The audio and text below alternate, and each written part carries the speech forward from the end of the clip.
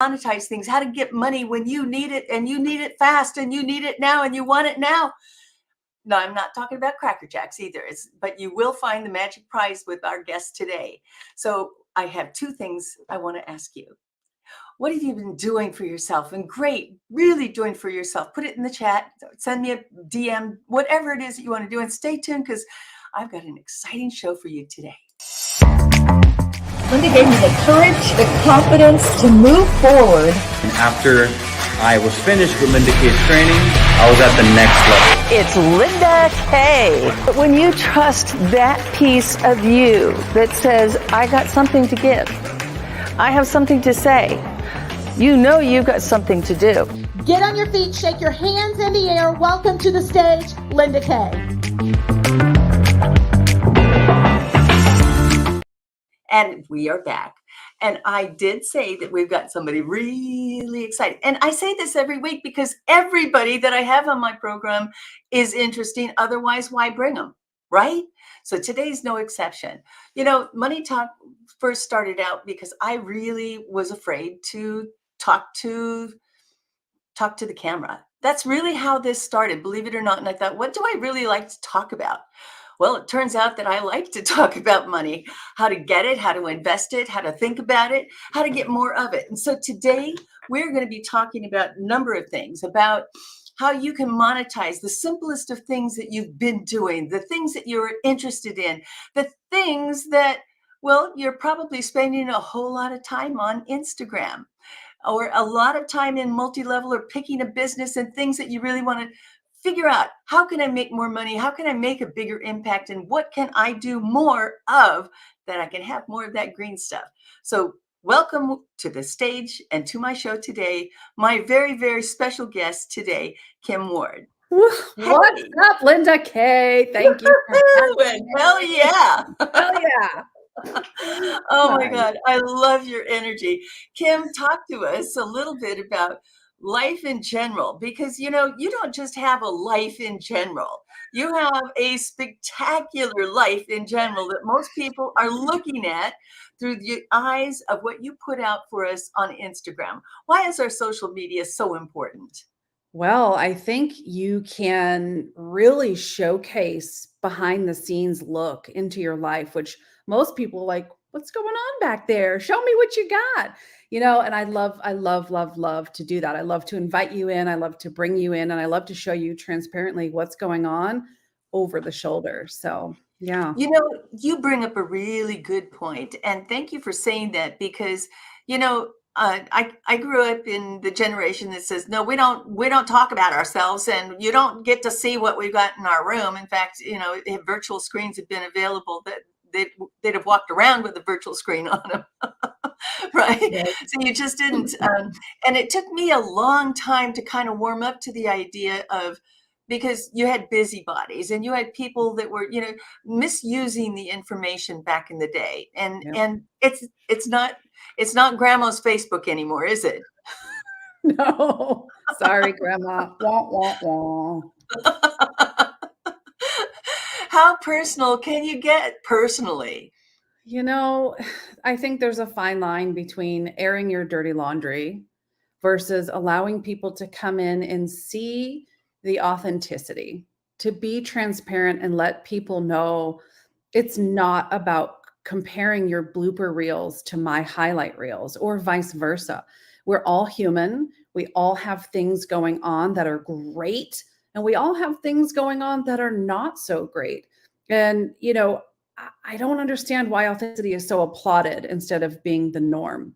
And that's one thing that I do very well, is bring that authentic self, not a persona, to social, right? So that we can build that like, know, and trust factor with our clients, with our friends, with our customers, and with those people who are going to want us to be referred out to their network as well. You know, it's a really important piece of information that you just gave, Kim, because today it's more important for us, you know, when trust is at an all-time low, in the single digits, if you can imagine. You know, what are some of the best ways to be able to build trust with your audience? And before you answer that, you're not going out to just a business page. It's who you are. It's how you present in yourself, right? Absolutely. Absolutely. And like I was saying, when you are willing to shut up that like inferiority complex or I'm the not good imposter enough. Yeah, syndrome. Yes. there's something wrong with me. Hold on. Yes, yes, yes, yes, yes. Yes. And it's like we all have such a divine purpose. We're here for a reason. And I tell all of my students, I tell all of my clients, listen, you have a product, a service, an opportunity with your personality, your skill set, and yes, even your background, no matter how dysfunctional that seems. Guess what? You're the exact person that the world needs. And when you show up in a very authentic, transparent, consistent way, trust is going to be built through truth and consistency. If you choose not to show up in any one of those manners, then you are robbing your audience from a transformation that only you can help them have. And that's a damn shame. Oh my God. Preach it, Kim. But one of the hardest things for us to do is that consistency. Let's use Reels, for example, right? Reels are a simple way for us to communicate in person or as close to in person as possible about what we are doing, a moment in time in our lives. Yeah. Why is that? We walk around with these things all the time, right? We've got them Right. all the time. Why aren't we doing this more consistently and putting it out there? I think that's a tough question to ask because you're not in the head of other people, but you are in the minds of other people. So talk to us about how we can become more consistent in that. You know what, Linda? I will say that when you are suffering from inconsistency, I want to say that the mirror, right, is pointed at you. You're looking inward. You are not in that time looking at who are the humans that I can help. Because if you were focused in thinking of them, their pains, their problems, you would want to show up consistently as the solution. I remember 2016 is when I first launched my business from home. And I used to run to my office, my home office at the time. I kid you not, my hair had to be perfect. My makeup had to be perfect. I would shut my door and ready for this, I would tuck a towel under the door, like where the wedge is, because I didn't want my husband to hear me from outside in another room. And I was so focused. Who hasn't done that? I was thinking that it was the witness protection plan that you didn't want anybody to hear you, right? Yes. So I'll tell you, I was focused inward. I was focused on me and I was wondering, what are people going to think about me? And Linda, that's so selfish. I've got a lot of tips for those humans who maybe you want to batch your content. So what I do is I think I have this thing attached to my hip. And my family now, they understand, look, we have this beautiful life. We travel to London. We're going to Puerto Rico in 2 weeks. In April, we're going on a Royal Caribbean cruise. We tithe at church better than most humans I know because we can. But they understand that this is a part of how we live the life we do. And so I take a lot of footage, even if it doesn't make sense. I will use that at what we call B-roll footage. So if there's ever a moment of inspiration that I'll sit there and create music or text over it, I know that I have things in the can on my camera roll where I can use one simple software system. I use something called Metricool. It's free. Of course, there's a paid option, and you're able to load those into, the Canon for the week and send those out to all of your platforms. So if I take an hour on a Sunday, for example, put that name in there, and I'm going to have my assistant have that run across the screen. Yep. I think that was an important piece. All right. Karen, if you could just scroll that piece of technology. I think that hack is really important because one of the things that stops a lot of people, I think, well, I just don't have the time to do this. And you just gave the best solution, which is to batch this stuff, right? When we start talking, we know that reels are just a minute or 2 minutes long, right? So do we ever, if we start talking about something, Girl, we're on a roll. We're going to church with this stuff, right? Let's We've got go. more to say. And then we got to take a breath. So there's one roll. Yeah. Love it. I love it. And I will tell you, if I'm in the training seat, I will actually advise against anything longer than 60 seconds. And I'll tell you why. I have a client, her name is Summer. She's in the early childhood education space. Last year, Summer had her first $50,000 day, Linda Kay, from a 45-second reel. $50,000? Seriously? Day. All from a reel? One reel. She was pointing people to her calendar link. She was talking to the right humans, right? She was being consistent. She was building this audience. They booked a call with her and she sold 2 back-to-back $25,000 packages. Now, of course, not everyone has a high ticket program like that, but hey, if you do, there's some great inspiration for you. My recommendation for 60 seconds or less is because some of the platforms, one of them being YouTube Shorts, currently doesn't allow for anything over 60 seconds. So if we record very short, topic-specific, on-point focused video vertically, using that Metricool tool, you can send it out, ready for this? TikTok, LinkedIn, Instagram Reels, Facebook Reels, YouTube Shorts, and Pinterest. Yes, Pinterest. 6 platforms in less than 5 minutes. Boom.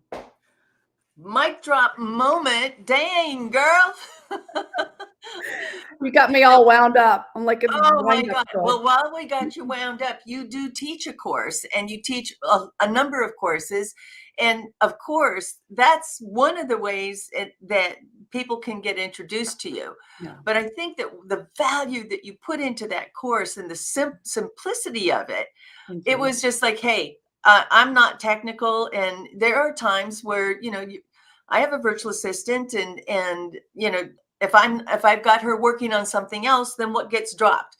Usually my social media, and so having a simple hack like that, and I needed to learn how to use it. Why is this important? Because not everybody's using 6 platforms. Now let's talk about the platforms for a second, because most people choose 2 or 3. Okay. Yep.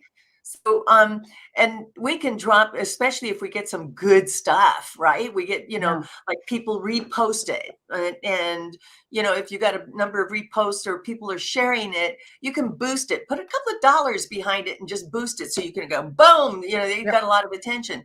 What do you say about the 2 or 3 platforms or people that are kind of pressed with technology? How do you overcome it?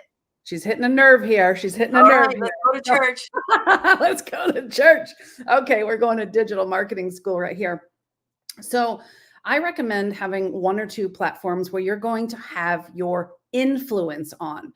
These are the places where you're ultimately consistent. Your audience knows you're very engaged. If they were to message you on these 1 or 2 platforms, that's where they can expect a response. And the other platforms are there for you to maintain a presence, right? If we try to do it all on every platform, we're going to lose our sanity, especially if you don't have a VA or support staff in position.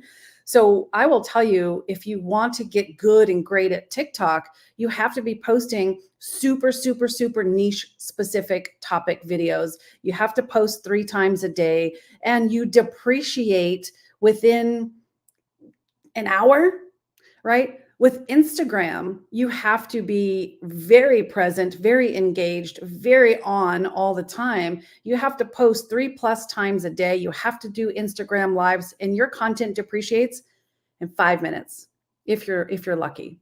I love YouTube. That's one of my favorite platforms. It's a great search engine. Your content will last about 24 hours. Facebook as well. I still love Facebook. You call me what you want, but I've made a lot of money on Facebook. And my favorite platform is Pinterest. And that is because you can suck at marketing and your Pinterest pin will still live on an average for 4 months. So even the worst of the worst. So you have got to spend your time, more importantly than your money, because time is our most precious commodity. You've got to spend your time pouring into those platforms that are going to give you longevity and that are going to help you boost out into the world. Pinterest being a search engine as well. So for me, Facebook, YouTube, Pinterest for sure. Wow. Wow, wow, wow. All right, so let's wow the audience a little bit more. Let's start with you started as a little cottage industry. You started, which means you started in the bedroom with the towel at the base of the door. Yes, I did. I just love that. True story. Oh my God. But you had other things going on, right? You kind of look at this and you go, this is kind of interesting. Yeah. At some point, you got to go out and you have to feed the goats and you have to feed the chickens. And yes, audience, she has goats and she has chickens. And go out to Pinterest because you're going to die. You're going to want those little tiny baby goats as you're sitting there and they want to crawl up. They want to get up on top of you. I'm dying. I'm laughing all the time every time I see your videos. So if you have not seen Kim, go out and see on her Pinterest account because she posts there all the time. Look her up. The thing is, though, Kim, something occurred to you one day and you started making money. Yeah. Tell me about that journey. You know what, Linda? I think I was at this point in my life, my husband was making a very healthy 6-figure salary at the fire department. We lived in South Florida. And I was doing the busy work in my business. I was making myself look good on social media. I was not doing the things I needed to do, the income producing activities, because I had a security blanket. What are those activities, Kim? Talking to humans, right? Putting out relevant content and making offers, speaking, right? Writing your emails and growing your email list. So I was winning on the popularity contest, but my bank account was like, wah, wah, wah. It was horrible. I had a big goal to retire this man from fire service. I remember when we had our baby girl, there were one day in particular, 6 hours had gone by. I had not heard from my husband. My imagination was running away from me. And I literally thought the sheriff was going to be pounding at my door saying, Mrs. Ward. I was like, I can't do this anymore. So I want to retire this man. Well, we did retire him and moved from Florida to Tennessee. And at the time, my business was still not doing what it needed to do.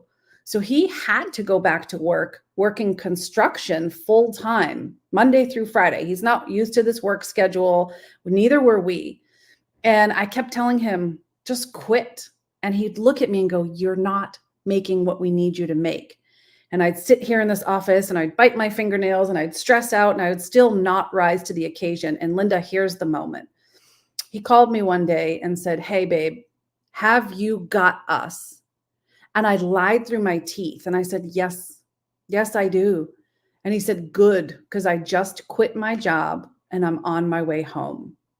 And I hung up that phone and I dropped to my knees and I bawled my eyes out. Oh my God. Because now you're going, how do I find those nuggets, right? That's right. How do I find it?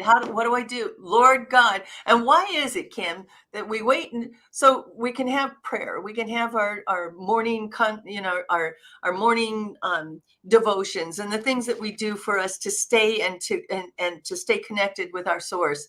Yeah. But boy, when we have a crisis, we get down on those knees, don't we? Here's the thing, I am such a believer and I have so much faith, but we're still human. We're still flesh. We're still going to get in our way. We're still going to make excuses. And that moment changed everything because we can be pressure perform or we can be pressure paralyzed. And I chose to come into this office and let that pressure push my back against the wall and say, okay, you chicken shit, it is now time for you to step up, find the courage, find the belief, and do the things you've been avoiding. And then the next mic drop moment. Definitely. Okay, guilty as charged. Holy cow. Seriously? Yeah. That is when in that moment where you go, oh my God, what am I doing? Right? I was scared. You got pushed against the wall, but did you stay there? I got to work. I didn't have time to stay there. I didn't have time to worry. I didn't have time. I was like, I got to get going. The next 4 months, just from my Facebook profile alone, no other platform, no paid advertising, just me and my social media, Facebook. I created more than my corporate salary in just 4 months. Crazy, Okay. crazy. That's not crazy. That's the power of prayer. That's the power of commitment. That is the power of durability, which you talk Yeah. about all the time, right? Yes, So absolutely. in that focus, did you have a product?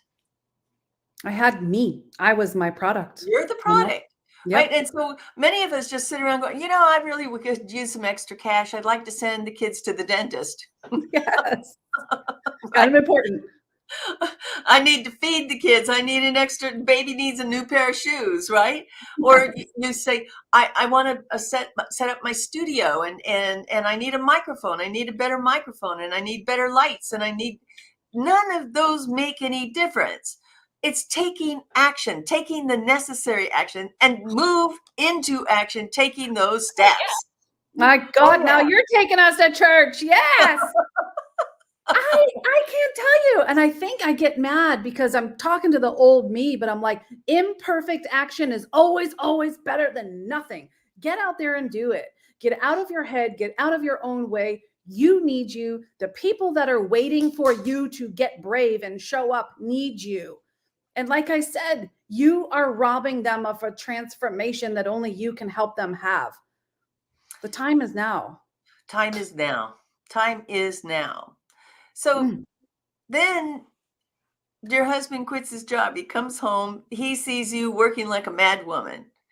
In relationships, typically, one's going to be stronger than the other at times, and then the other is going to be stronger at times, and the other one's going to lean on him. That's, that's the give and take of a relationship. Yeah. Did you get that? Did you find that you've been married for 11 years now, Kim, so I'm going to guess the answer is yes, but I want you to tell me, how important is getting support? You can't believe it, sister. I knew this man was special. I know that support is so important, especially as women. We think we can do everything. We think we can do it ourselves. We want to do it ourselves. We can't do it ourselves. So this man, without asking him, without him being told, without any kind of leadership, he stepped into position. I kid you not. I don't remember the last time I've cleaned a toilet, Linda. He does the cleaning. He does the cooking. He does the grocery shopping. He has stepped up into full speed ahead to give me the space that I need to make this business run successfully. And that's what you got to have. Look, if you don't have it in a mate, then you've got to find it. You have to find it. I'm a solo act and have been a solo act for well over 22 years. That was just by choice, and now choice is like, okay, the selections are kind of are drying up. I better get busy. Oh man. Oh my God. I'll tell you. I'm going to show you something. Hold on 1 second. Okay. All right. Didn't I tell you she's special? Didn't I tell you she is like a fireball? And you want to know how to get into Pinterest. You want to know how to get into social media. You're going to reach out to Kim. You're going to go find her. But that's not the only reason why you're going to contact her. And I'll tell you why in a minute. Okay. So my husband, being the man that he is, right? He's still retired. He's not a work-at-home dad. He's not a stay-at-home dad. He's a do whatever the hell he wants dad. And so I said, great, now we can be a power couple. We can do this thing together. And he said, under one condition, will I ever be on social media? And will I ever be on any Zoom meetings with you? And he sent me Fathead Rich. He sent me a freaking cardboard cutout. Nice. Very nice. Oh my God. So he's also got a sense of humor. Oh, listen, if anything, having a sense of humor can save the day in so many ways. Yes. I was a judge recently on a panel of speakers as they're just starting out in their speaking career. And some of those things were so tough to hear. Yeah. And that brings me back to one of the questions about content and content specific and relevance. Just because you grew up on a farm and, seasonally you had to go do a very unpleasant task like castration doesn't mean you need to get up and go talk about it, right? I've made videos. They're on my TikTok. The goats in the back of my Beamer getting castrated. Oh, Oh, Lordy, Lordy, Lordy. Yeah, cool us down here for a moment. I'm telling What you. courses, if people were going to find your courses, how would they find your courses? You've The got several easiest things. way, just go to successwithkimward.com and everything is right there for you. That's awesome. Yeah. Now, um, if being successful, doing multiple six figures wasn't enough, Yep. you decided I need to do more. Why right? not? Come Well, on. why Why not not? more, right? And you stepped into some multi-level marketing stuff. Yes. Let's talk about that for a second. How did that come about, and why did you use the platform, and how important was your platform that you're able to use and get the traction? Yeah. What a you're great getting? question. So back in 2020, I was on a Zoom with a financial coach. She leaned in on me and she said, okay, and this question is for you too. She said, what would happen if you were unable to physically work your business for 4 consecutive months? Now, I'm not going to say what I said to her because there was a lot of profanity, but that is the moment I realized I may have been escaping the corporate world and I may be working from home, but I was still very much trading time for money. And you may be as well. So we have to have the conversation of leverage, of residual income, as well as passive income. And I think everything is very evolutionary, right? We can't come out of the gate when we haven't built an audience that trusts us or that knows us yet and start to assume we're going to create passive income. It's got to be one before the next. But there's four types of wealth. The first one is your primary business or your job. The second is your assets, your home, right? Things that are sellable and scalable. Third is your future planning, your 401ks, your IRAs, your stocks, that kind of thing. And number 4, just as important, is leveraged or passive income. And it's critical, Linda, as you know, that income comes from a place outside of your primary job or business. Being self-employed, you may have a tough season. Things may get difficult from time to time. But if you have those other streams of income, you can do more, have more, be more. And so the platform that I've built has generated thousands and thousands of people around the world that know me, that trust me, that like me. And yeah, I mean, not only have I just earned a paid mastermind in Puerto Rico, I've earned a paid cruise, and I've been in this company for a very, very short period of time. And I spent a little time at number 1 in the company for enrollment. And that's because the like, know, and trust factor, right? That foundation that you build is so, so important on your platforms. Let's talk about that for just a second. The know, like, and trust is a double-edged sword, because if the product sucks, well, that's on you, isn't it? Right? Well, hey, bad judgment call. So there can be lots of things. So people, I remember, and for whatever reason you get into multi-level marketing. For me, I did Mary Kay back in the day, and mostly because I was my number 1 client. Yes. I used a lot of the product, right? Great products. And there are other products, but one that is really as easy as yours. Talk about it for a second and tell our viewers what that product is. Well, I'm wearing the pants right now. It's athleisure wear. And I literally sat here and thought for a moment, well, I'm not a big fashionista, but then I'm like, well, I kind of am. You want products that people are already interested in. They're already buying. And I don't want to sound so cliche, but we all have skin. So we have to clothe our body. We need skincare. And so that's where our consumables come in. When I saw this athleisure wear, I thought, well, for me and most women, right, we're either in yoga pants or leggings or something comfortable from the waist down and dressed from the waist up, especially nowadays. So I thought, well, this is a no-brainer. In being the Pinterest expert that I am, I went right to Pinterest before I made my decision, and I started searching for keywords that consumers are looking for. And I found that with almost every single product that my company offers, there's over 5 million monthly searches. So this was a no-brainer for me because I knew I could help a lot of people. I could help them feel comfortable. I can help them make money. And I launched a brand new Pinterest account. And today, it is still the fastest growing account that I have ever seen created for me or for my clients. It's pretty cool. That is really, really cool. And it doesn't hurt that they sell multiple products. So skincare and leisure wear. And I hadn't ever tried the product until I got a big tub that it was like, who the hell stuffed that in my mailbox? I didn't even have a return address, right? It was just some big thing that I know that the USPS spent some time pushing it into the mailbox. And when I got it out, I was like, this is ugly. This is just one big old huge ugly green powder thing. And I put it because I was told you have to drink some of this. So I figured out who it came from, tasted it, and I was hooked. Mm-hmm. You know, something that looks that ugly. Talk about hiding the broccoli in the chocolate. It's amazing. Yes. I just had that conversation with someone this morning. This is like a neon green superfood in a powder, and you expect it to taste like grass.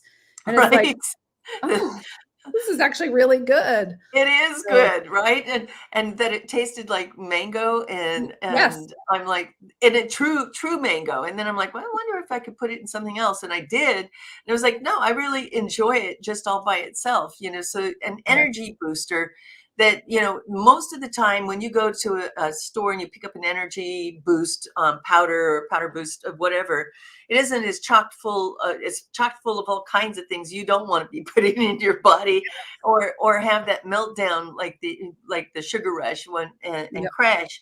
And so, you know, having a product that is vegan, that has been sourced with so many good products. Yes. You don't happen to have a can of that by any I chance? do. Let me tell Oh you. yeah, let's show them. Let's show them because I want to prove the fact that what I'm talking about is real.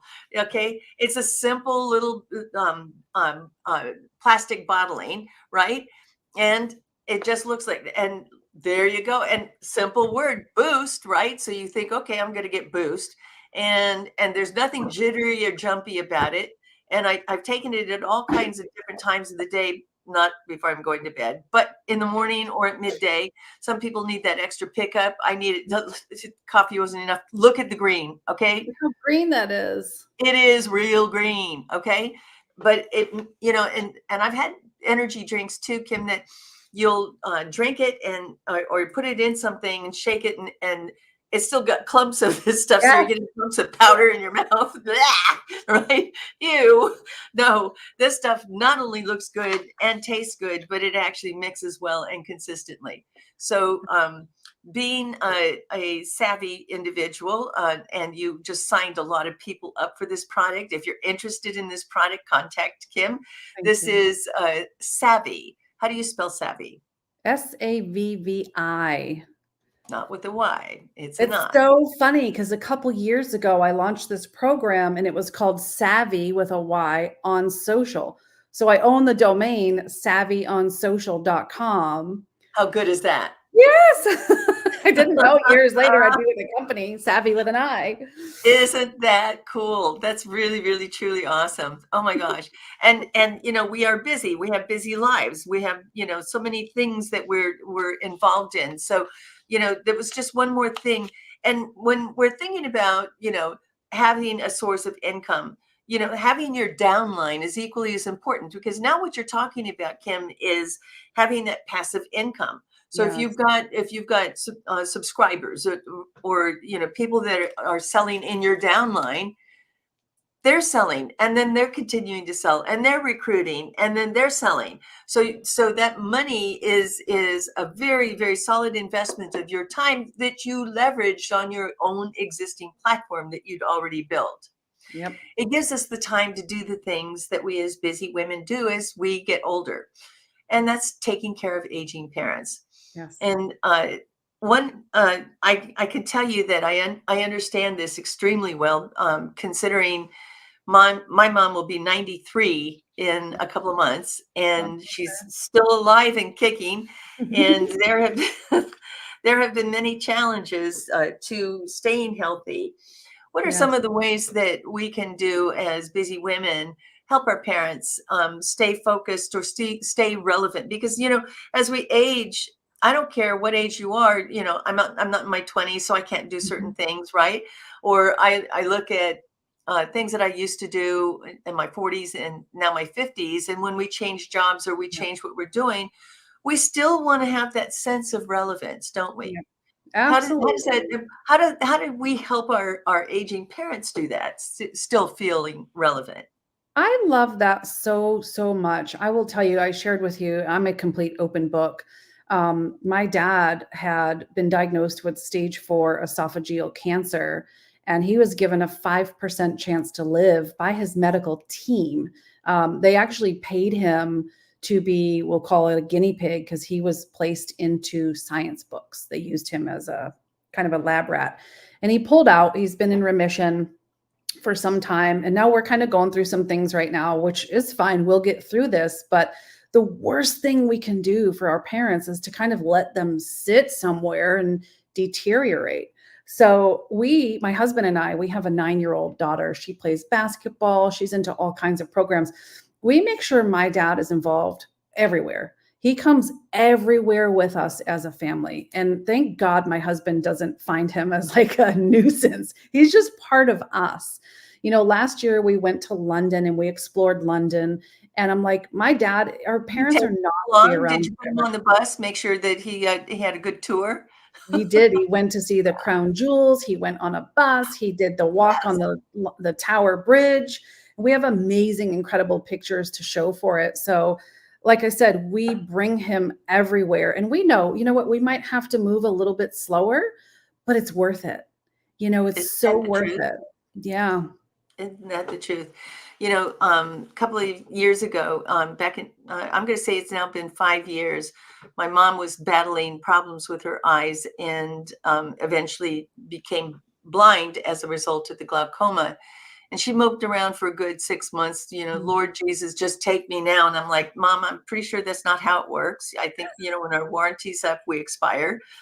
And it's somebody else's choice, not ours, unless we do it by hand, right?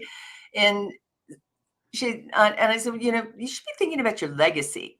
And she's like, legacy? What? I can't even see anything, right? She's just mad.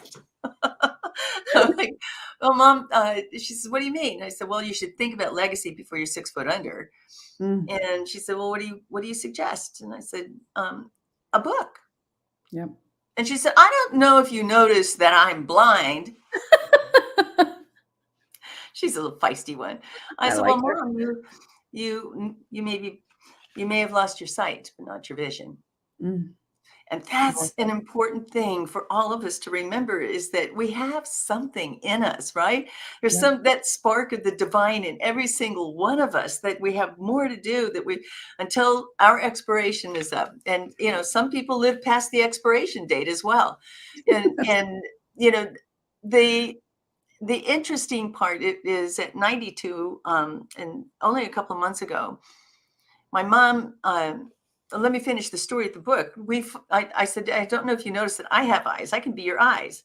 And the gift for me and the gift for my family was being able to take that legacy and put it into a book form. Miracles on My Doorstep became an international best-selling book. I put her in front of 1 million people across the country just because of that. And it gave her this new surge of life, this new surge of purpose. And just like your dad, he's like, where are we going next, right? Yeah. You can't wait. It's like the minute I put on my shoes, the dog's like, where are we going? Right? Yes, that's amazing. Oh, that's amazing. We give of ourselves, how much comes back to us? Yeah, So absolutely. much that comes back to us. And that was an important question for me to ask you about that sense of purpose, because many people think, I'm taking care of my parents and that's kind of a drag. And find something in it that gives you joy, something that gives them joy at the same time.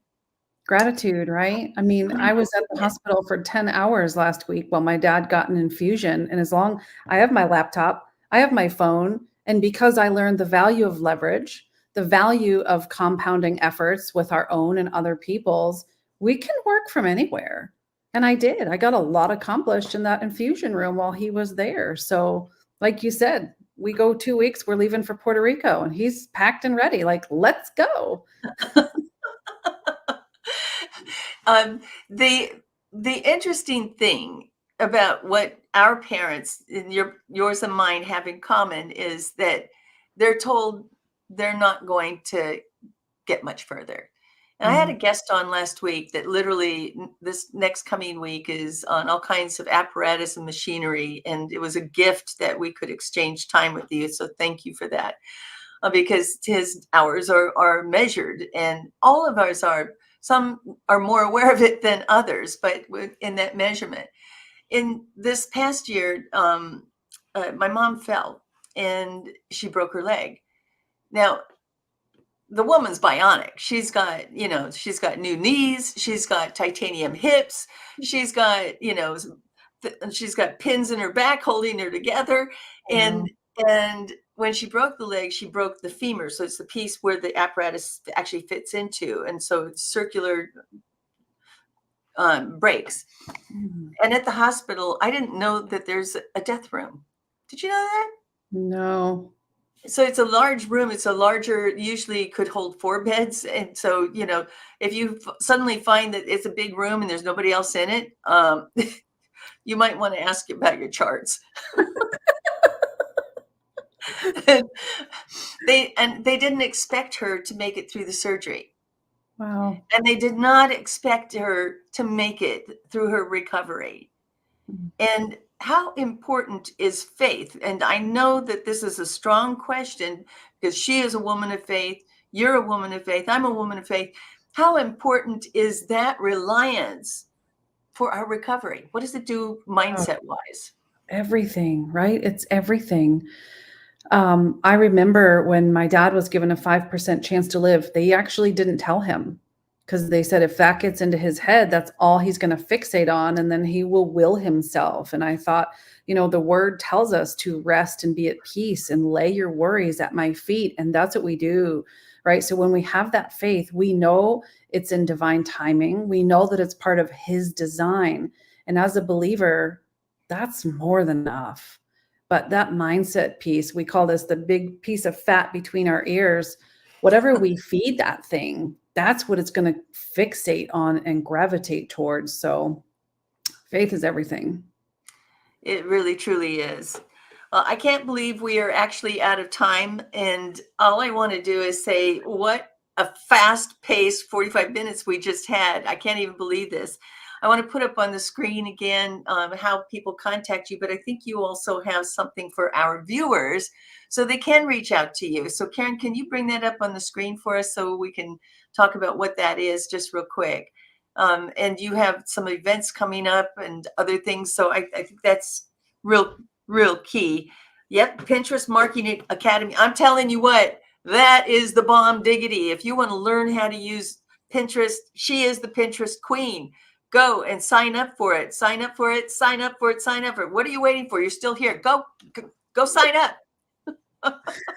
Thank you so much, Linda Kay. Thank you for again. having me. It's been a pleasure. It is such a gift. It is such a pleasure. It is just an honor. I have one more question. Yes. How important is it to get coaching?